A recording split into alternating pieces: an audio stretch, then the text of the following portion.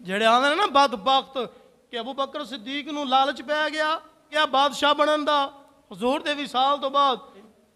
ویکھو یار ابو بکر صدیق جس بندے نے نبی دے قدماں تے سارا مال قربان کر دیتا، ایتھوں تک کہ جسم دے کپڑے بھی اللہ 32 دینار دا وکیا سوٹ بازار ویچ کے دینار حضور دی بارگاہ چ. اللہ اکبر اللہ. جس صحابی نے اپنا مال جان تن من سب کچھ قربان حضور دے قدماں چ کر دیتا، کیا انہوں کوئی خلیفہ بن دی گئے سی؟ یہ تو میں دساں گا اگلے جمعے کہ خلیفہ بنے کیویں. اس صحابہ نے اصرار کیتا سی. جس وقت حضور دے وصال تو بعد مسلمان ڈگمگا گئے، لڑ کھڑا گئے کہ کمان سنبھالن والا کوئی بندہ ہونا چاہیے، کوئی خلیفہ ہونا چاہیے، کوئی بادشاہ ساڈا ہونا چاہیے. اس وقت صحابہ مل بیٹھے اور ابو بکر صدیق آپ نے خواہش نہیں کی تھی کہ مینو خلیفہ بناؤ، مینو بادشاہ بناؤ، یہ خواہش نہیں کی تھی. جمی صحابہ کٹھے ہوئے، پھر انہوں نے آپس میں مشورہ کیتا، میٹنگ کی تھی. میٹنگ تو بعد پھر انہوں نے اپنے اپنے دلائل اپنی اپنی گلاں واضح کیتیاں، واضح رکھیاں. پھر انہوں وچوں فرمایا بعض نے کہ یار حضور نے اپنی ظاہری حیات مبارکہ وچ اپنے مسلط امام حضرت ابو بکر صدیق نو بنایا، ہر کام وچ پہلے حضرت ابو بکر صدیق نو رکھیا. ایک عورت آ گئی حضور دی بارگاہ وچ، مسئلہ مسائل کوئی سی، انہوں کوئی پریشانی سی، انہیں کلام کیتا. محبوب علیہ السلام آپ فرمایا بی بی ہون چلی جا، چند دن بعد آویں. وہ بی بی عرض کر دیے یا رسول اللہ اگر چند دن بعد میں آئی تسی نہ ہوئے، زندگی موت دا پتہ کوئی نہیں، میں آئی اگر تسی نہ ہوئے تو پھر. ہن ذرا سنیا جے حضور علیہ السلام آپ نے ارشاد فرمایا، آپ نے فرمایا بی بی اگر میں دنیا تو چلا گیا نا، میرے پیچھے حضرت ابو بکر صدیق نو آ کے ملنا بھی تیرا مسئلہ حل ہو جائے گا. تے پتہ چلیا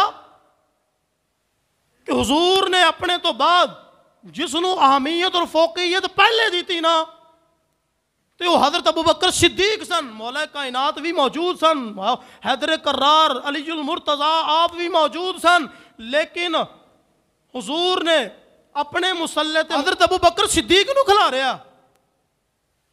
جدو صحابہ نے میٹنگ کی تھی، آپس میں مشورہ کیتا، پھر انہوں نے فیصلہ کیتا کہ یار حضرت ابو بکر صدیق نو پہلا خلیفہ بنایا جائے.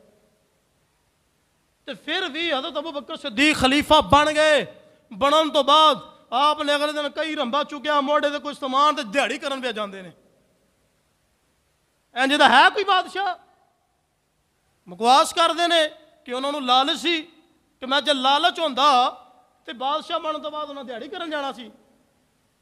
صحابہ نے آکھیا کہ جناب تسی امیر المومنین ہو، وقت دے حاکم، وقت دے بادشاہ ہو، تسی بادشاہ بنن تو بعد تسی جناب اتھوں بیت المال چو جناب مہانہ تنخواہ لیا کرو، اتھوں اپنی تنخواہ جاری کرو، تسی بہ کے سکون نال گورنر ہاؤس دے وچ اوتھے بہ کے لوکاں دے فیصلے کریا کرو، تسی جناب دیہڑی کرن ٹور پے ہو. اللہ اکبر اللہ. آپ نے فرمایا لوگو سن لو، بادشاہ میں ضرور بن گیا ہوں، بیت المال وچ تنخواہ نہیں لینی، اپنی محنت کر کے اپنے بچوں نو رزق کھوانا ہے. میں انج دے بادشاہ سن حضرت ابو بکر صدیق. تو صحابہ نے مشورہ کیتا سی، پھر جا کے مولا حضرت ابو بکر صدیق آپ خلیفہ بنے سن. اور آپ دے دل وچ کوئی وال برابر بھی لالچ ہے ہی نہیں سی. ساری زندگی مال دا خیال دل وچ آیا ہی نہیں سی، صرف حضور دی محبت دا خیال سی. بعض احباب نے پوچھیا آپ کو کہ بھائی تسی دنیا وچ رہ کے سب تو زیادہ تڑپ کس چیز دی رکھ دے ہو، سب تو زیادہ خواہش کس چیز دی رکھ دے ہو؟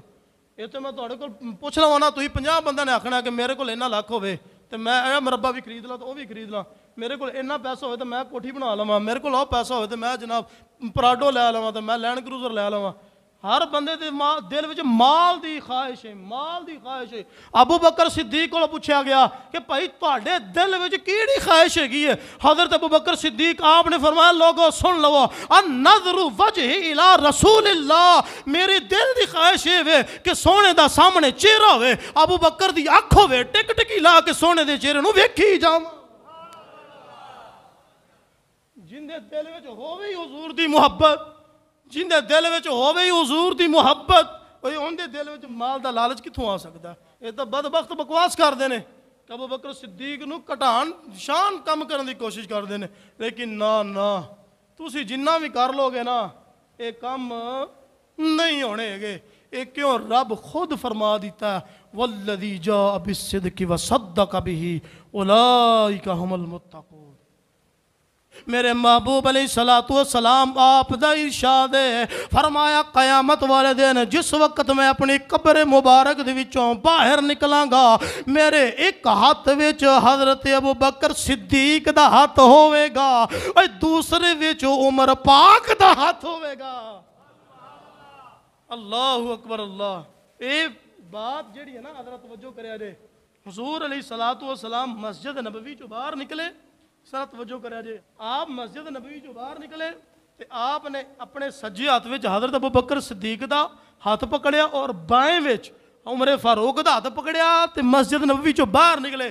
باہر صحابہ کرام ویکھیا کہ جناب حضور جناب بڑے سونے سج رہے نے، صحابہ ویکھ کے مسکران لگ پے، ہسن لگ پے، مسکران لگ پے۔